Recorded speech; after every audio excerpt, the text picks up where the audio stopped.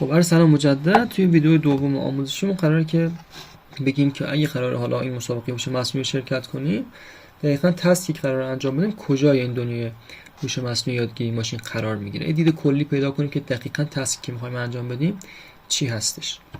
خب تا اینجا ما گفتیم که یک دیتا ستی داریم، یک سری داده داریم که توی این داده ها اگه بخوایم توضیح کوتاه و یادآوری داشته باشیم، اینه که مثلا فرض کنید ما یه سری ورق فولادی داریم، اسلب فولادی داریم، برای راحتیش گفتیم ورق.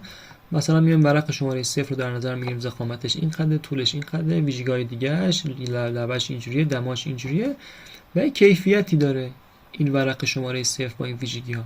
فرض کنید ما این ورق رو میدیم به یک کارشناس توی صنعت، این ویژگی هاشو بهش میدیم، میگیم آقا یه ورقی که طول و عرضش اینجوریه، ارتفاعش اینجوریه، دماش اینجوریه. کارشناس اونجا وایساده، هر ورقی که بهش میدیم میگه که کیفیتش چقدره. مثلا کیفیت ورق 0 با این مشخصات 70%. و الی آخر فرض کنید ورق شماره 1 رو میدیم به اون کارشناس، اون عامل انسانی که اونجا هست، اون میگه باز 77%. و الی آخر.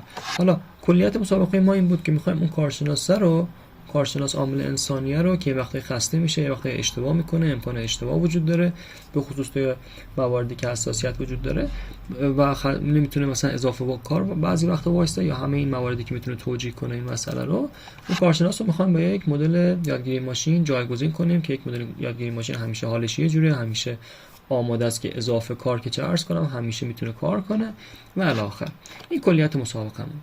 حالا این مسابقه که ما بهش میگیم هوش مصنوعی، در چه جایی از این دایره هوش مصنوعی ما قرار میگیره؟ یه سری تعریف کلی میخوام بهتون بگم که فقط یه دید کلی پیدا کنیم. حالا دوستانی که اطلاع دارن که هیچی، دوستانی که حالا تازه وارد بشن، هوش مصنوعی در معنای کلی میگیم که آقا ما میخوایم در فیلدی از کامپیوتر ساینس هست که این توانایی به ماشین ها میده که شبیه انسان ها رفتار کنند، از انسان ها تقلید کنند یا که رفتار انسان گونه داشته باشند. حالا یادگیری ماشین چیه؟ یادگیری ماشین بخشی از هوش مصنوعی هست که میاد این امکان رو به ماشین ها میده که به صورت اتوماتیک یاد بگیرن. یعنی چه به صورت اتوماتیک؟ فرض کنید ما میخوام این داده ها رو به یه ماشین یاد بدم، خود ماشین رو نتونه اتوماتیک یاد بگیره. چه ارتباطی بین این ویژگی ها، بین هر کدوم از این ورق ها که سری ویژگی هایی دارن، بین در واقع ویژگی های ورق ها وجود داره که من میتونم مثلا یه رابطه بنویسم اولی ضرب در 2 منهای چهارمی، نمیدونم منهای 4 برابرش و الی آخر، یه رابطه بنویسم تا این عددی که کیفیت رو به من نشون میده رو به دست بیارم. غالبا برای من یه کار ممکنه خیلی سخت باشه برای انسان ها که بخوان این کار رو انجام بدن، ولی اگه من بتونم یه ماشین بسازم، یه ماشینی که بتونه خودش بیاد رابطه بین این ویژگی ها جواب رو پیدا کنه، اینجا میشه یادگیری ماشین. و منطقا هم برای این دیتا ست ما همچین کاری باید انجام بشه دیگه. شما هر چقدر هم بشینید بنویسید آقا این ویژگی اول ضرب در 2 به علاوه ویژگی دوم به توان 2 منهای سومی نمیدونم تقسیم بر 2 و هر چی از این رابطه ها بنویسید، خیلی خیلی خیلی احتمال ضعیفه که بتونید یه رابطه کلی بنویسید که حالا وقتی میایم ویژگی های یه دونه ورقه بهش میدیم بتونه کیفیت رو تخمین بزنه برامون با دقت خوبی یا با خطای کمی. در نتیجه ما تا اینجا فهمیدیم که میایم داخل این یادگیری ماشین، داخل دایره یادگیری ماشین از این دنیای هوش مصنوعی، میدونیم که باید بیام سراغ یادگیری ماشین. حالا دیپ لرنینگ چیه؟ یادگیری عمیق، یه زیر مجموعه از یادگیری ماشین که مربوط میشه به شبکه‌های عصبی ژرف یا عمیق، شبکه‌های عصبی که از مغز انسان الگو و الهام گرفته شدن.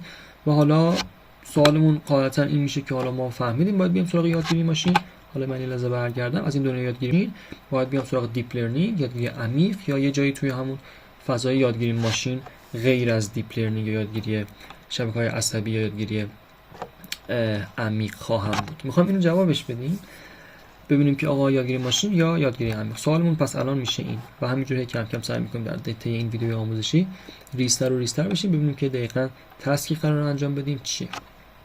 فرض کنید من میخوام یه عکسی رو بهش یه لیبل بدم. یعنی چی؟ یعنی آقا من یه عکس اینجا دارم، این عکس مال دیتا ست آیریس هست، یه دیتا ست معروفیه که اگه اشتباه نکنم مال گل زنبقه. حالا فرض کنید من یه عکس از یه گل دارم، خب میخوام تشخیص بدم که این گل نوعش چیه، مثلا ستوسا هست یا ویرجینیکا هست که 2 نوع گل زنبق هستن. این میشه یه داده unstructured، به این میگیم unstructured دیتا. استراکچرد یا ساختار یافته یا تابیولار دیتا چیه؟ دیتایی که به صورت جدولی باشه. این دیتای راست به صورت جدوله. اینا رو چرا کنار هم قرار دادم من؟ فرض کنید که این عکس رو یه نفر پیدا شده، اومده گفته که آقا من طول و عرض یه سری از گلبرگ ها اینو اندازه گرفتم گذاشتم تو این جدول. خب در نتیجه من یه سری ویژگی ها از این گلا برداشتم، حالا از تصاویرشون یا از خود گل ها، و به صورت جدولی در آوردم، به جدول ازشون ایجاد کردم. در به صورت دستی حالا مثلا اینجا گفته فیچر انجینیرینگ رو انجام دادم. این فیچر انجینیرینگ حالا بحث مهمیه که میتونیم بعداً باز بهش بپردازیم، ولی فعلا بنابراین تا اینجا ما گفتیم که من یک داده آن استراکچر دارم که میشه این تصویره، یه داده استراکچر دارم که خب جدول و مرتب، تمیز و مرتب و این شکلی است. از یه دید دیگه هم میشه بهش نگاه کنیم، اونم اینه که تشخیص از روی تصویر برای مدل ما احتمالاً کار خیلی سخت‌تریه تا تشخیص از روی اعداد که توی جدول خیلی مرتب و منظم هستن. خب بنابراین این تسک سخت‌تریه و معمولاً داده‌های آن استراکچر داده‌های سنگین‌تری هم هستن. یعنی اگه ما می‌خوایم این تصویر رو ببینیم، مثلا این تصویر یه دونه گل دیگه، درسته؟ و این سطر اول این میشه ویژگی‌های یه دونه گل. یعنی من به جای اینکه کل این تصویر رو داشته باشم، اومدم گفتم یه گلبرگ این اسمش سپاله، یه گلبرگ این اسمش پتاله، طول و عرض سپال و پتالش رو در آوردم ریختم توی این جدوله، شده 4 تا عدد. در نتیجه دیگه این تصویر رو میندازم دور، میگم من نماینده این تصویر 4 تا عددیه که از طول و عرض سپال و پتال این به دست آوردم، از طول و عرض تا گلبرگ این به دست آوردم.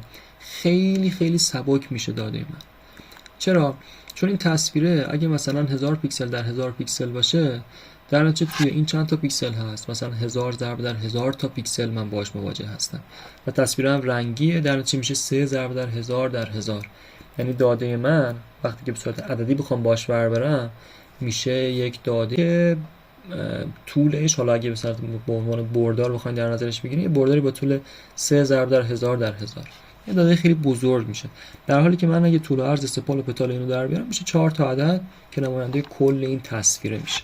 در نتیجه از این دیدم اگه بخوام بهش نگاه کنیم، داده ها وقتی که به صورت استراکچرد میشن خیلی سبک میشن، خیلی کم میشن.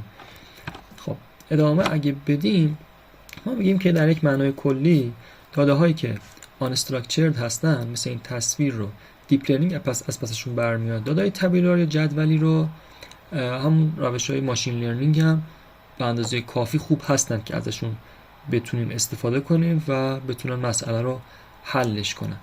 یه دید شهودی اگه بخوام بدم، مسائلی که سخته، مثلا این تصویر گفتیم سنگین تره، برای مدل سخت تره، مسائل سخت و دیپ لرنینگ از پسش برمیاد. مسائل سخت رو اگه بدید به یه دونه الگوریتم یادگیری ماشین، ممکن از پسش بر نیاد. حالا بریم سراغ مثال خودمون، ببینیم مثال خودمون رو با روش‌های یادگیری ماشین باید انجام بدیم یا یادگیری عمیق. گفتیم که فکر کنم دیگه جوابش هم تقریبا مشخصه دیگه، که داده ما داده جدولی هست، تبیلار هست، استراکچرد هست، بنابراین یادگیری ماشین گزینه مناسبیه.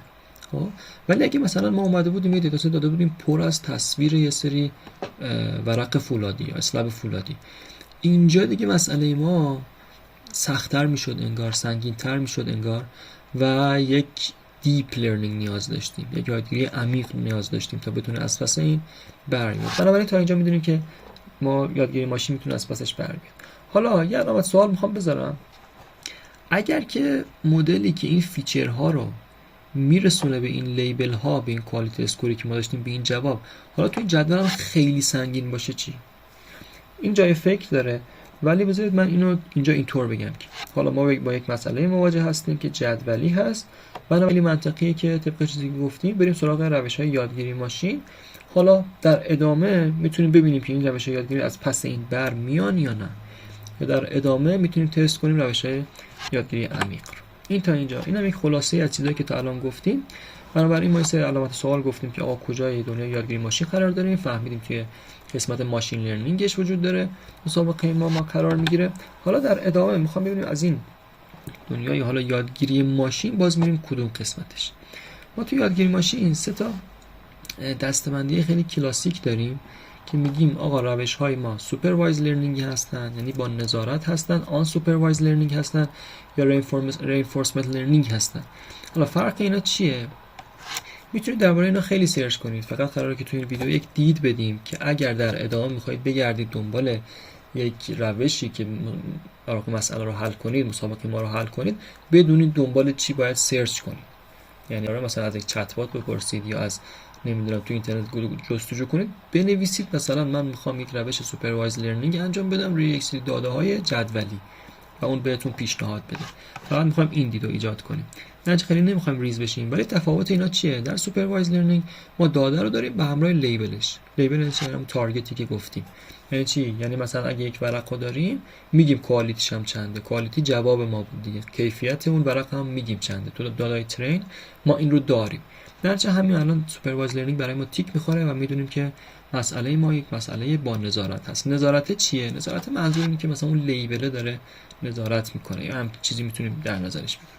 آن سوپروایز چیه؟ آن سوپروایز اونجایی که مثلا فرض کنید اون لیبل رو نداشته باشیم دیگه، اون کوالیتی اسکور رو توی دیتا ستمون نداشته باشیم. مثلا میتونیم یک پترن رو از توش در بیاریم یا کلاسترینگ انجام بدیم یا چیزایی که میتونید سرچ کنید باز در موردش. حالا یه انفورسمنت چیه یا یه تقویتی؟ یه تقویتی اونجاست که ما توسط یک سری اکشن هایی، توسط یک سری فعالیت هایی در طی یک مدت زمان یه چیزی یاد میگیریم. مثلا یک مثال معروفش اینه که میگن که اگه یه بچه‌ای رو بخواد از یه جایی بره یه جای دیگه به یه هدفی برسه، یک مسیری رو طی کنه، مثلا میره دستش میخوره به بخاری، میبینه داغه، اون داغ بودن یه امتیاز منفی برای اون بچه محسوب میشه. درش دیگه دستشو به اون بخاری نمیزنه. یک مسیری رو میبینه این بنبسته، میخواد مثلا از این خونه خارج شه یا هر مثالی که در نظر بگیرید، میبینه این بنبسته، این بنبست بودن یه امتیاز منفی محسوب میشه. در اون بچه با یه سری امتیازات مثبت و منفی، با یه سری پاداش و جزا انگار میاد متوجه میشه که آقا چه مسیری رو باید طی کنه تا مثلا از این خونه خارج شه. یا مثالای خیلی بهتری که میتونید باز پیدا کنید توی اینترنت درباره reinforcement learning که توسط یک سری اعمالی و پاداش و جزایی که ازش میگیریم این پالیسی و اون مدل ما اعمال میکنه، یک سیاستی رو برای ادامه روند. درنچه ما گفتیم حالا فعلا سوپروایز لرنینگ مسئله ما مشخص کردیم که میخوایم سوپروایز لرنینگ انجام بدیم. الان از دنیای ماشین لرنینگ رسیدیم به دنیای یادگیری ماشین، از دسته‌بندی یادگیری ماشین هم رسیدیم به سوپروایز لرنینگ. حالا توی سوپروایز لرنینگ هم باز دو تا تایپ رایج داریم که میگیم کلاسیفیکیشن انجام بدیم یا رگرسیون. این مسئله کلاسیفیکیشن یا مسئله رگرسیون هست. کلاسیفیکیشن اونجاست که ما یک سری لیبل گسسته داریم، مثلا بین کت و داگ. یعنی میخوایم یه سری تصویر داشته باشیم، تشخیص بده مدل ما که آقا این تصویر جدید اگه بهش دادیم این گربه است یا سگه. دیگه چیزی بین سگ و گربه نیست. یعنی مثلا کاگ نداریم یه چیزی بین این باشه. مثلا لیبل تفکیک شده مشخص. رگرسیون چیه؟ رگرسیون اونجاست که لیبل ما پیوسته است. یعنی مثلا من یه خونه درست دارم $189 هست، $189,000 هست. یه خونه هم دارم $235,000 هست. ولی اینجا بینش هم دوباره یه سری مقادیر، در واقع بی‌نهایت مقادیر وجود داره، بی‌نهایت عدد وجود داره، بی‌نهایت قیمت وجود داره. این لیبل های من پیوسته است. بریم سراغ مسئله خودمون. توی مسئله ما به چه شکله؟ توی مسئله ما هم فکر کنم دیگه بدیهیه که مسئله ما رگرسیون هست. چرا؟ چون تارگتمون، لیبلمون یک مقدار پیوسته میتونه داشته باشه. خب اینجا بذارید من جمع‌بندی کنم قبل از اینکه دیگه برم سراغ ویدیوهای قسمت بعد که فکر می‌کنم توی ویدیوهای دیگه باشه بهتره. ما گفتیم از دنیای هوش مصنوعی رسیدیم به یادگیری ماشین. منطقاً گفتیم چرا میریم سراغ یادگیری ماشین، چون مسئله‌مون جدولی هست، استراکچر داره. ولی این گوشه هم یه پرانتز باز کردیم که حالا اگه یادگیری ماشین از پسش برنمیاد میتونیم بریم مسئله سخت‌تر بود یه جورایی میتونیم بریم سراغ یادگیری عمیق و شبکه‌های عصبی عمیق استفاده کنیم. گفتیم پس میایم حالا فعلا سراغ یادگیری ماشین. از یادگیری ماشین گفتیم مسئله ما یک مسئله سوپروایزد هست، یک مسئله با نظارت سوپروایز لرنینگ هست. چرا؟ چون ما این لیبل رو، این سطور زرد رنگ رو داریم. از سوپروایز لرنینگ رسیدیم به دو تا تایپ رایج که کلاسیفیکیشن و رگرشن هستن. گفتیم مسئله ما رگرشن. چرا رگرشن؟ چون داده هامون پیوسته هستن، در واقع تارگتمون، لیبل هامون عدد پیوسته هستن. این تا اینجا. برای چی گفتیم؟ برای اینکه ما یک تمپلیت اولیه از حالا روشی که میخوایم داشته باشیم و کد رو باز توی ویدیو آموزشی خدمتتون میگیم. ولی اگه بخواید در طول روند مسابقه پیشرفت کنید، کدتون رو بهتر کنید، مدلتون رو بهتر کنید و تازه احتمالاً شروع کردید، باید دنبال روش‌های یادگیری ماشین با نظارت برای رگرسیون بگردید. یعنی اینجور سرچ رو داشته باشید در ادامه. حالا توی ویدیوهای بعد من یه توضیح خدمتتون خواهم داد که به چه شکل میخوایم روند رو ادامه بدیم، یعنی چجوری آموزش بدیم یک مدل رو، چجوری بریم سراغ فاز این مسائل، که بعدش هم بریم دیگه سراغ کد.